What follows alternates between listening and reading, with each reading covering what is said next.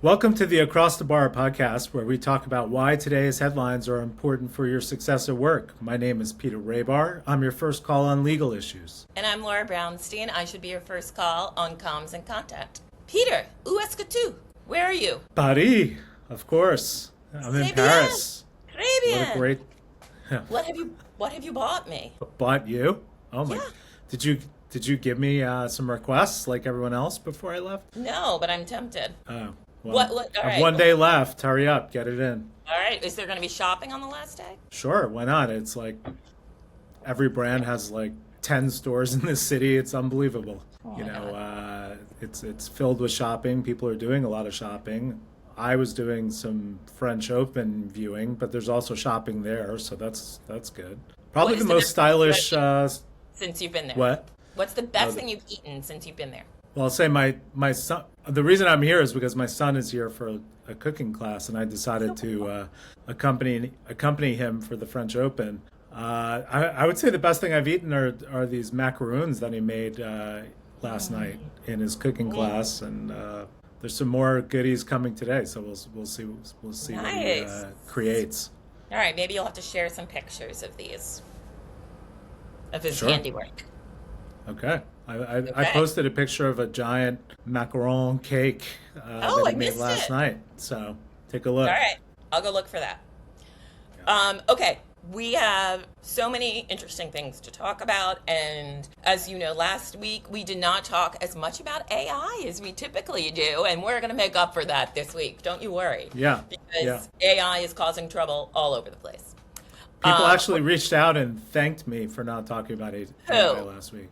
So we'll give them a break. Okay, we gave them a break. We're back. We did. We're back. Okay, Microsoft employees don't believe the recent survey results that they are told around AI. There is, as we've been saying, a lack of entry-level jobs. The whole Graham Platner situation, what's going on at CBS News under Barry Weiss, and why is Uber capping how much Claude code its employees can use? All right, let's get into it. So what do you want to transition to here first? All right, let's talk about, I have been involved, as I'm sure you have, in many employee satisfaction surveys, both from the point of view of an employee and from management. And there is always the wonder of, are they giving us the real deal when the employer shares the results of the employee survey? That's what happened at Microsoft this week when Satya Nadella presented the findings that seemed to show a much rosier picture of what was going on at Microsoft than the employees were experiencing. Peter, what grabbed you about this story?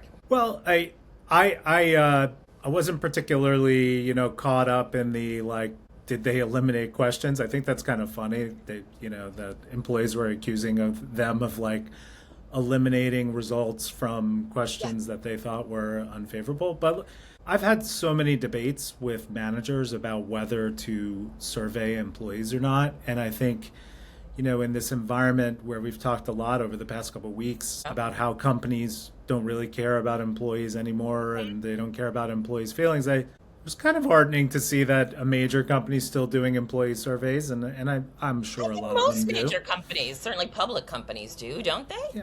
Yeah. Well, maybe they do, maybe they don't. And I think as this is a topic that you and I have both, debated with our business colleagues over the years, many managers don't want to survey because they don't want to deal with what comes back. They feel like if we survey, we're raising expectations that we're going to do something. If employees raise issues, we're going to have to do something about those issues. And my response has always been, well, it's good to know what the issues are, and you could decide whether you want to do something about them or not. Letting them fester. It's an important question. Do employees have a reason to trust their employer when the employer says the answers are going to be anonymized? I mean, that's a classic question on the other side, right? I've talked That's to a key employees question. who've said, I don't know if I want to fill this out because it could be traced back to me. And look, the reality is, it depends how the survey's done, right? If you're doing it the right way, you're using a third party who's Yes. going to anonymize the survey and provide a Please way just to recommend, do that. from the comms and I would think legal point of view, use a third party. you need like a little bit of distance between management and the data if you want it to be respected in any way, I think. Yeah. I also think it's good to have some employee involvement in creating the survey. Oh, You know, how to the interesting. extent Yeah. here there's questions about the questions. Have a group of employee leaders, you know, contribute and work with your people team or your HR team to craft the questions and the topics that they're going to be questions about, like, you know, the issues that they think employees want to talk to you about. And I think that would be a way to build up trust and credibility in the actual survey itself. What do you think about that? Have you ever done that I haven't, but in I your think it's a survey? great idea. But I just want to go back to, as an employee, what questions should you ask to ascertain whether or not you are safe being honest on a survey? Well, I would say employers should address that proactively in whatever communications come out with the survey. But to the extent they're not addressed there, you'd want to know who's conducting the survey, how's it being conducted, do you have to sign it, who's being surveyed? Is it just one team? Is it one department? Is it the entire company? And then what are done with the individual results? How are the results presented? I mean, these are some questions, you know, if the results are taken by a third party and pooled together, you know, then likely there's no going to be any tracing. And I would just say to an employee, like, there's so much danger for an employer to like look at individual survey responses. So if you're in a, like, they're just not going to do it unless it's a Okay. smaller company. Now, in a smaller company, I would be concerned. And I've talked to clients who are really concerned. Like, if I fill out this survey, it's going to be totally obvious it's me. Like, just my team is being surveyed, or the company has 10 employees, you know. In those cases, I would say be careful, pick your battles, you know. Yeah. It may not be Also, worth it notice to, if you can crosshatch, they can figure out who it is. Like if you are, right. let's say, the only HR employee of a certain level, and while it's anonymous, you click off what your level at the company is and what department you work at, the employer is going to be able to tell who you are. And I Yeah. have seen most employers try to figure that kind of thing out, even if they are being respectful of the actual anonymity. They're going to say like, oh, well, this has to be so and so. So Right. And sometimes you talk about issues or you talk about them in a way that totally identifies you. So I would yeah. just say, like, be careful about that stuff, you know. Have you ever had a client ask you to look over what they wrote to make Yes. sure it's okay? See, that's Yes. I would do that if I was A really. lot. That's a good I've done that a idea. lot. So I've this done, is one of the services of the Rahbar Group. yes, it All is. right, In that's good fact, to know. I do. I've done that on a number of occasions, and you know, whether it's a survey response or a self review, you know, a lot of companies require Yeah. you to do a self review before they give you their review of you. So I've looked over those, and again, I would say it's hard to communicate tone and nuance in a written survey. So I would just say, like, be careful. Make sure the issues you're raising. If you're raising a serious issue, you want to make sure, A, that you want to do it, B, that this is the right environment Forum. to do it in, and C, that, you know, there's protections in place. So hopefully Make a survey is sure going that to, if you're doing it, that it's kind of your circus and your monkeys enough that it's going to be worth it to you. yeah, Like, right. So, like, you know, if you have a really serious issue, should you be raising it for the first time in an employee survey that's sent to if you 20,000 are employees? junior, Probably maybe not. yes. If you are senior, probably not. You should Yeah, be probably bringing not. this up in senior forums. So, All right. so, Okay. so some Good question, advice. and just getting back to the original story, if Yeah. Microsoft, I'm not saying they Oh, did it, yeah. but like any company, if you ask a question, you shouldn't delete the responses if you don't like So, them. So, so wait. So I, basically, the survey said things are good, and Microsoft employees were like, "No, they're not." Is yeah, that there's no way they are, but that's who kind of knows? hilarious? I mean, Yeah. people love complaining, so who knows? I mean, it's free. It's good. Okay, a similar. This is tangential, I think. Many people have been following the troubles of the Graham Platner campaign. He is running for Senate for to be the Democratic nominee in the Senate election this fall for the midterms against Susan Collins. And he has been seen by many in the party as a maverick, a new type of Democrat. But he keeps running into controversies. The first one was a tattoo that he got in his 20s that had a Nazi symbol that took him years to cover up. He got it when he was a Marine. I appreciate him serving his country. Obviously, we all do. And now a former employee, a former campaign member, shared that they had been told about text messages that Graham Platner was sending to women other than his wife early in his marriage. Well, they've only been married for 3 years, so the early in his marriage is funny. But the thing Quote, that early. Exactly. And a lot of the way the campaign has handled it is kind of calling out the employee that leaked this information and saying, like, this is nothing. Also calling out the media, by the way. Yes, and calling out the media, which I think is rough. Unproductive. But the part I am most interested about with this is a common thing pre-vetting when somebody is getting a big job, like whether they're running for office or being vetted to be like a C-suite at a public company. There's probably going to be a moment where you're being vetted and the team says to you, tell us any skeletons we may run into because we want to know all the information to sell you the best way possible. Do you have any protection against that confidential information then being leaked by one of the employees? I mean, I have a lot of sympathy for what happened to them, that an employee that was supposed to be trusted leaked private information. Well, the short answer is yes, you should. And if you're an executive, I mean, this case is a little different because he's a political candidate and there's an element of publicity here that most people wouldn't have. But let's talk about it in the job candidate context, because as you say, there are plenty of times where jobs require background checks. And part of the background checks could be a simple question of like, are there any bad things we need to know about, right?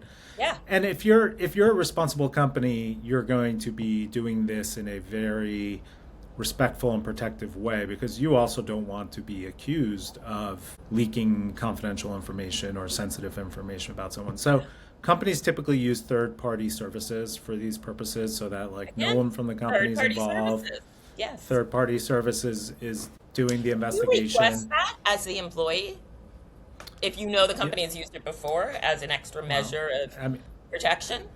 I mean, if you're a pretty senior candidate and you're told to do a background screening and you're just dealing with people in the company who might not seem to have the qualifications for it, you absolutely should.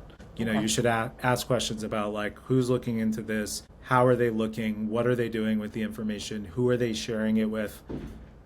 Those questions should be answered. Now, if you're a C-suite candidate, most likely you're going through, in bigger companies, you're going through recruiting firms, placement firms that do this stuff, that vet you before they even present you to anybody, right? And then, so there's a certain amount of information you're going to share with them. And the check on them is if they release any of the information about you, no their one's going to business hire is them. cooked. Yeah, their business is cooked. So that's right? pretty safe. Yeah, so that should be safe. But again, you should be asking questions about this, like what do you do with the information? Who do you provide it Smart. to? And then with respect to the company, I mean, you should be asking those questions. And you should also, sometimes I talk with candidates about this. They might have something they want to share, whether it's a health condition or a past incident or, how they parted ways in a past job that might be hard to explain, and we really talk about like when you're going to reveal that, and when and whether and whether. So that's a good thing to strategize with your attorney, and if you have a personal PR person, with that person as well. Have them involved. Like you talk about who's asking, what are they asking, who are you going to raise this to? I've certainly dealt with incidents where someone's applying for a job and people from the last job are reaching out to the new company and saying, we heard you're interviewing this person, you should know this about them, and they send letters, and then can maybe is there any libel risk for people making that kind of call? There's a lot of risk. I mean, first of all, there's if it's false, then there's defamation, and that's a very serious. I was always told to be very problem. Careful when giving references about saying anything negative. Like, it's better to not say anything than to say something negative, was the advice I was always given. Yeah, I brought that. I think You that's probably great gave. advice. I Okay. might have given you that advice.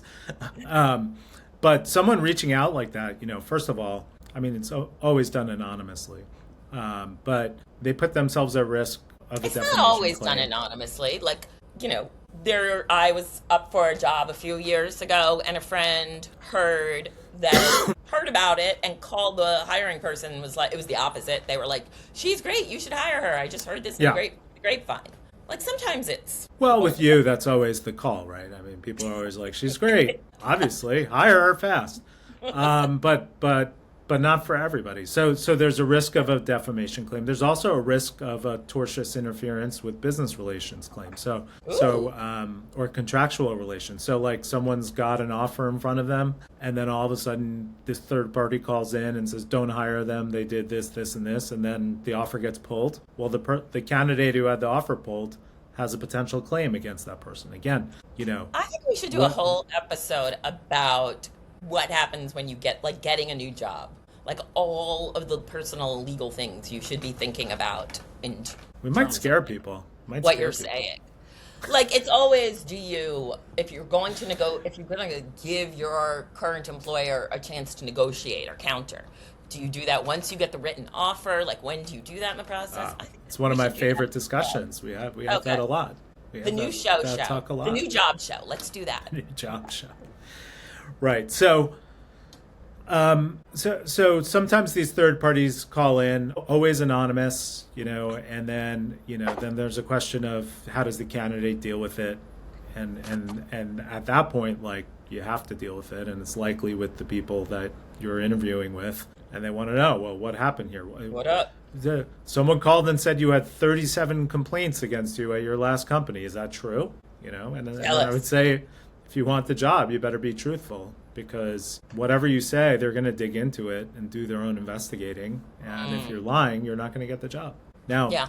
even if it's something bad, I think you should address it. You should own up to it, and you should tell them why it shouldn't prevent them from hiring you. In some cases, it could be overcome. In some cases, it can't. Good advice. Okay, that's Yeah. great advice. I am super interested in the story that you shared with me about Uber capping Claude coding usage for employees. I am interested in this because the recent iterations of Claude are better. Like Opus at the highest level is better, but it burns through Claude credits. I'm not coding, but I do get a certain amount of usage credits with it monthly or daily. Right. And I have hit the ceiling of my usage credits like 3 times this week doing like basic work, which is frustrating. Yeah. So what's frustrating, and I don't know what the answer to this is, when you are being charged by usage as you are on Claude, and Claude makes unforced errors. And again, I love using it, but this is just something that's been frustrating me this past week. So let's say you ask for something and it just sort of doesn't check the context and hallucinates, and you waste 20 minutes of back and forth on it hallucinating or just not getting it. You're still paying for that usage. Like, there is no reason to believe that some of that isn't built in to actually make you spend more time on the product. Ooh, big accusation there. I'm not saying that's true, but your mind can't help but go there. Like, You think Claude is like a sneaky, trying to run up the taxi meter on you? maybe, I don't know. Wow. Maybe like in its profiling of you, it's like, that Laura, she's susceptible to some manipulation. Let's Maybe. get her going in a circle for 20 She minutes. likes to push, yes, she likes to push back on things. Yeah, chasing my Wow. tail. Yeah. Well, look, I mean, that's entirely possible. We've all had those moments. I mean, obviously. And even if that's not the case, it's frustrating when machine error costs you money. Right.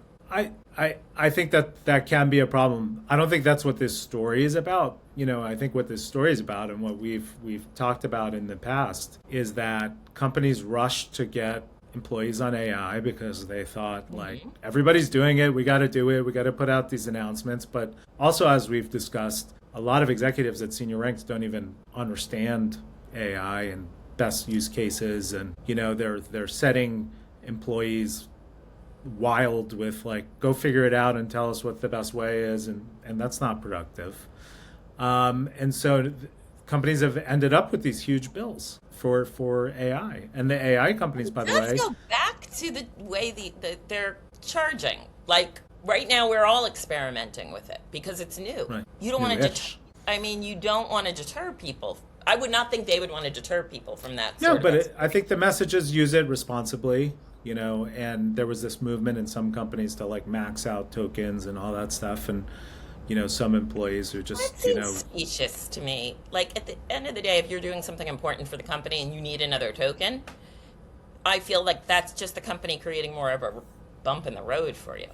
I think the way the AI platforms are going to engage with their enterprise accounts is going to evolve, I guess is my I think it will, but I think as a company, you need to take a lesson from this, which is, obviously AI has a cost, right? And it's not always cheaper have than... a policy.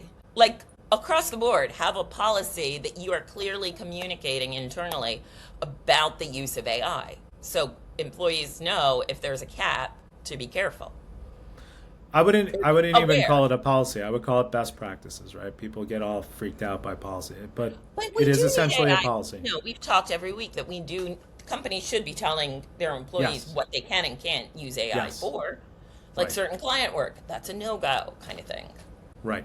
But some of the most popular jobs right now are these AI like influencer types, the people who come in and help other employees understand how to use AI in their roles. And I think that's actually a really useful job and a useful utilization of company resources to help guide employees so they're not just going crazy on AI person trying to could figure also out, and in many cases spinning their wheels. Yeah. Like, here's your role, here's how you should be using AI in your role, and by the way, if you stumble upon some other great use, like, let's talk and we'll figure Let it us out, and you Well, hit that the should- cap, let's that talk. person should help codify it for the employees as well, so it's clear.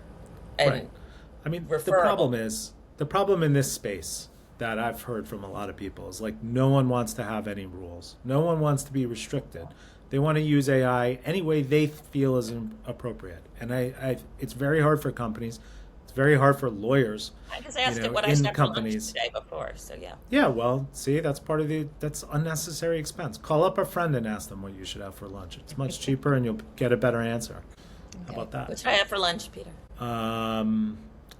That doesn't seem like a better answer. Well, no, I'm thinking about your neighborhood, what you should get over there. There's some great options. Maybe Ribalta Pizza, very good. Leon's eat great lunch cheese. spot.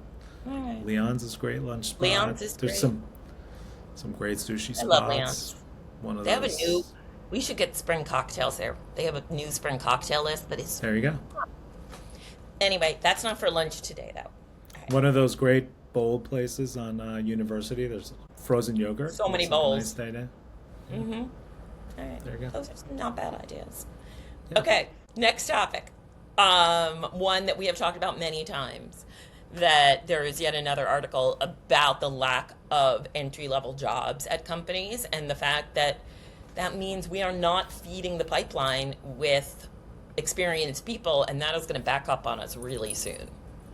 And this was interesting because it was more from the point of view of companies will not have the resources of the employee resources that they need because people aren't getting trained. Peter, did you will this article into being? Well, it does highlight a problem that I've heard a lot about, which is, younger college grads and others in internships are applying for jobs and they're being told, like, we're looking for people with experience. And if you're just graduating college, like, how are you supposed to have experience? Or if you're applying for an internship, like, how do you get the experience? And the reason why the companies are doing this is because AI and other sort of technological innovations are sort of capturing the grunt work that junior employees used to do. So like now companies are saying, well, we don't need people to do that kind of stuff. We need them to do more elevated stuff, which means you have to have some experience. So where does that leave the job applicant, the student, the graduate? they're looking back at their schools now and saying, maybe you should give me the experience. Maybe you should give me the education, that goes beyond just what I learned in the classroom. It's like how to do real life work things. Some employers maybe have to give more education and experience beyond what they may have expected in the role. I mean, the reality is you can't just eliminate entry-level jobs because you do need a pipeline. You do need future employees. And I think right now we're sort of in this... decide if they're going to have to make economic decisions around that. Right. Because I think a lot of companies are thinking, well, someone else will train them.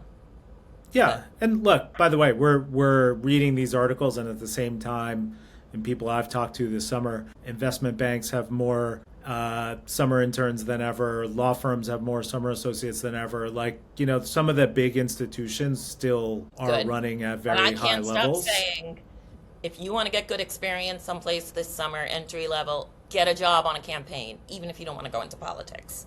Yeah, just don't release someone's private information if you do it. That's See? not cool. It's a good way to kill your career.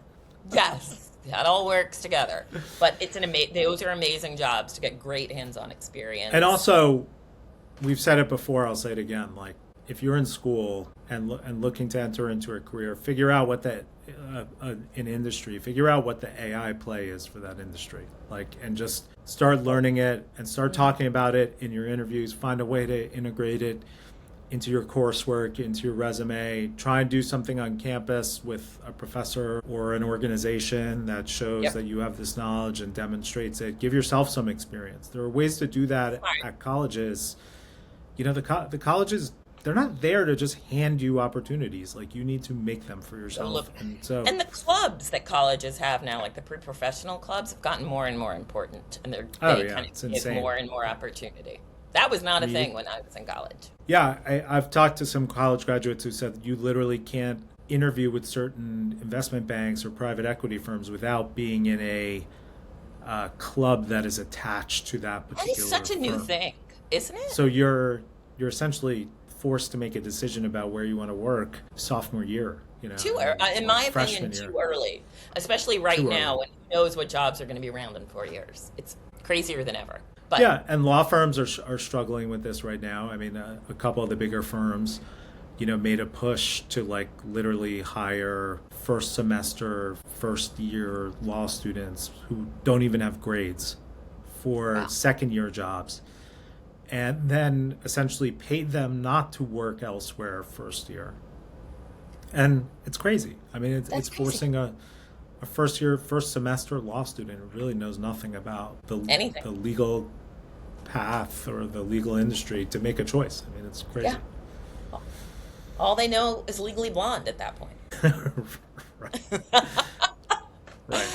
But it does squeeze out, smaller firms and less profitable firms. I mean, it's all like a power play on the bigger companies, and it's leaving the smaller companies at a disadvantage, and a hope that good candidates will still be around. Yep. Interesting. Our last topic before Heroes and Zeros is going to be CBS's dismissal this week of Scott Pelley.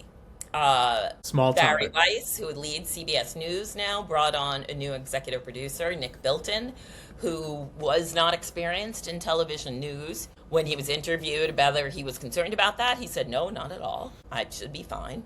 And then during a town hall, veteran, superstar, wonderful journalist Scott Pelley challenged him vociferously in a meeting, and the next day was let go for cause. Most people I know think this is horrifying. But I also know people defending the decision and saying no matter who you are, you can't yell at your boss like that in a meeting and expect to have a job the next day. What do you think, Peter? So the caveat is I've worked a lot with journalists, and I've worked a lot in broadcast journalists, print journalists, and I've been in a lot of meetings where I've seen a lot of journalists scream at their bosses. And whether it's in public or like in a smaller meeting? No, in all hands I mean, look, this was an all hands meeting, right? For 60 minutes with the new producer. I've seen journalists challenge and yell at their bosses in that context. Now, I would say I don't think I would have fired him just for that, But the greater context of the story is Nick Bilton reached out to him According to Nick before Bilton. well, it hasn't. Scott Pelley's been very quick to point out things that are not accurate, and he has not said that this is not true. Okay, fair. So Nick Bilton allegedly, there you go, allegedly reached out to Scott Pelley to have dinner with him before this meeting. Remind you the legal things. Go on. Thank you. So he allegedly reached out to Scott Pelley to have dinner with him before this meeting, precisely so something like this wouldn't happen, right? Or at least an attempt. Scott Pelley refused to meet with him. He reached out to him after. He refused to meet with him. And, to me, that would set off like some alarm bells. Like, what is this person actually doing? What's their agenda here? They described it as a performative display of hostility, and they said that he has no interest in contributing to the future success of the show. That's rough. Okay. So I could understand why he was fired. I could also, play the other side of it and say, he's a veteran journalist, respected. He's a leader. He's devoted his whole career to that show.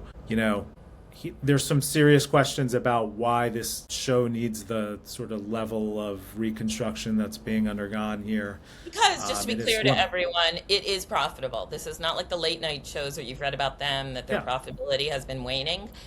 It is still one of the most watched shows on network television. Yeah, one of the most watched shows, most profitable, important to the public interest, holds people on both sides accountable. I mean, you can make a list about why it should have just been left alone. But I could see both sides of it, frankly. That's why it's weird that they're fixing it. And everyone, I've mentioned this before, everyone should understand, the news talent that you see on air, they have very detailed contracts that govern their conduct, and there are for cause provisions, that deal with insubordination or putting, the company in public disrepute. Do you think he was doing suicide by cop? Like, do you think he was like, I'm just going to go out in a blaze of glory? He's not dumb, obviously. That's what it seems like to me. I mean, it seems like he was trying to get fired. Maybe. Because if you're not making any effort to have the discussion, I think what other conclusion can you come to? Now, I don't blame him for that either. I mean, he's in a position where he could do that. And frankly, some of the things that he said they asked him to do would be highly offensive to any journalist. What? Like put in political angles into stories, change stories that in ways that may not be. I mean, he presented a list of things he was asked to do. Let's talk about some of these things. It's hard to even open up to something like that, honestly. Yeah. So I could see both sides of it. I could see with his contract, they have now. I read the note that they sent to him. I mean, it didn't cite what specific provision of the contract, was caused. So there may be a legal battle over this. Who knows? Probably likely. But to me, it sounded like he wanted to send a message here to the world. Like, whatever you think is going on here, it's actually worse, would be, my interpretation. I think you're right. All right, on that note, heroes and zeros. And I will say, by the way, one more thing. I'm sorry to interrupt your drum roll. When Barry Weiss started, one of the things she said that pissed people off right away was that she wanted them to be the story on a regular basis. She wanted people to be talking about CBS, and guess what's happening? They are. They are. Be careful what you wish for. Yep. Yep. Well, don't be surprised. Don't act surprised when these things happen. I would say, yes. To her, like you said, what you were going to do in the beginning. Now it's happening. So all right, heroes and zeros. Who's your zero? Oh, my zero are the Trump cronies getting put in jobs they don't belong in, left and right. And this week's winner on that is Bill Pulte, the man who went looking around in people's mortgage records and personal information to try to bring cases against Trump's perceived enemies. And now Trump made him head of the National Intelligence Agencies. Are you kidding me? What? Oh, this person is not only not qualified, they have just shown a temperament that is frightening for somebody in that role. And that even, in some ways, even worse than Todd Blanche. At least Todd Blanche is a lawyer. Yes, I think it's insane that the president's personal lawyer got made, attorney general and is, straight face looking at people saying like, no, it's not slush fund.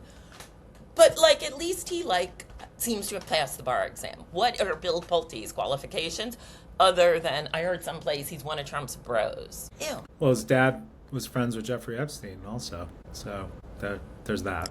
No, I mean he's totally unqualified, but I don't think the president cares. What the president cares about, his leadership style is having total control, and to have total control, you have to have people in positions. He would probably rather not have people in any positions. He'd rather just have all the information come to him directly. So second best outcome is to have someone who's like totally loyal to you and just do whatever you want, and that's what this guy has demonstrated so far. Call your representatives if you don't want people like this with no experience to be approved in the Senate and Congress. It will matter because Republicans are, for the first time, showing a little pushback. So jump on it. I was about to say that. So okay. Glad you said it. Going back to CBS, my zero is the general counsel of CBS Paramount, Makan Delrahim, who this week, specific, in a very bonkers quote during an interview about the potential acquisition of Warner Brothers Discovery, said the people who don't like Paramount's purchase of Warner Brothers Discovery don't like it because they're anti-Semitic. And specifically, he said there's a lot of fear-mongering, particularly from people in Washington, D.C. They are running a political campaign. Some of these people are trying to inflict harm on this transaction really because of their own anti-Semitic Oh my God, views. I did see that. That was insane. That was like, I will admit, when I was a kid, I had an older relative that, like, if someone got a parking space we wanted, they would be like, anti-Semite, like, quietly within the car, as a joke. Yeah. Like, that is insane. This is the lawyers, I think, making like over $40 million a year, and used to be a very senior government lawyer. I mean, it's just a really crazy thing for any lawyer to say, and also the general counsel of a It's major disgusting. media company. There's enough anti-Semitism going on right now in the world. Don't make it up where it doesn't. Yeah, don't. I mean, Makes sense. it's not helpful to anyone. Loser comment. Loser. All right, let's do heroes, the happy part. Heroes. That was a good loser, Peter. Thank you. Thank you so much. Yeah, you're welcome. Who's your hero? All right, I've got two. They're on a good. theme. They are Melinda French Gates first. She just invested in an op-ed in the Times today, talked about why she's dedicating more money to women's health research, which is severely lacking, and especially is going to be looking into menopause and how it can be better treated or handled or managed for women with bad symptoms. Go Melinda French Gates for putting your money literally where your mouth is. And my other one is congratulating our friend of the pod, our friend Stephanie Dobbs Brown, on the launch of Avra this week, which is a private investment community for women, but anyone is welcome. And that is another person putting their effort and their money where their mouth is. Go Stephanie Dobbs Brown, we loves you. She's very smart, a friend and a neighbor. We love it. Congrats, Stephanie. And Melinda French Gates is a Duke alum, so. Okay, so you're connected all the way around. Yeah. I mean, it's also kind of funny. I don't know if you saw the profile on the downfall of Bill Gates, but he had a whole team of people who took mannequins in a warehouse and tested out outfits on them. They had these mannequins built to Bill Gates's body dimensions, and they like put outfits on them to see if how someone they fit. put that in a movie, like if it was in the sequel to The Social Network that Aaron Sorkin is writing, people would be like, it's one step too far. I mean, it's amazing to think like when you have infinite money, that's what you choose to do with it. Now, Yes. he's done a lot of good things with his money too. So I 100%. Yeah, but like, give me a break. That's unbelievable. All right, what's your hero? Who's your hero? Oh, mine is just a very easy one. As I said, I'm here in Paris. One of the things I did was come to go to the French Open, which I had never been to. So it's a great tournament. I highly recommend that everyone Have you come ever played visit. on clay? It's really fun. Yeah, of course. I grew up playing on clay. In fact, not red clay, but green clay. Green clay, but the red clay is different. The bounce is different than the green. Well, visually, it's very striking, and Yeah. I will say it's just a beautiful tournament. You know, summer's a big time for tennis. Obviously, U.S. Open's coming to New York at the end of the summer, but this is like a smaller, sort of very, I would say, a Is little it more smaller chic in and size civilized. than, Yes, than Ash Stadium? yeah, it's way smaller, and Interesting. I didn't know the that. grounds are smaller, but just beautiful. And there's a lot of cool stuff for tennis fans, and a lot of cool stuff for foodies, and as I said, very fashionable. But very fashionable merch. Even I think even you would approve. I'm sure I would. That sounds Yeah. great. All right. On that note, let's go Knicks. Let's go Knicks. Let's go Knicks. We're three more to go. Three more to go. We got this. All right. Well, thank you everyone for watching and listening to the Across the Bar podcast. And thank you, As always, Sadie, thank you, for Sadie Rahbar, for producing. producing. And we'll see you all next week. Have a great trip, Take Peter. care, Laura. Thanks. Bye.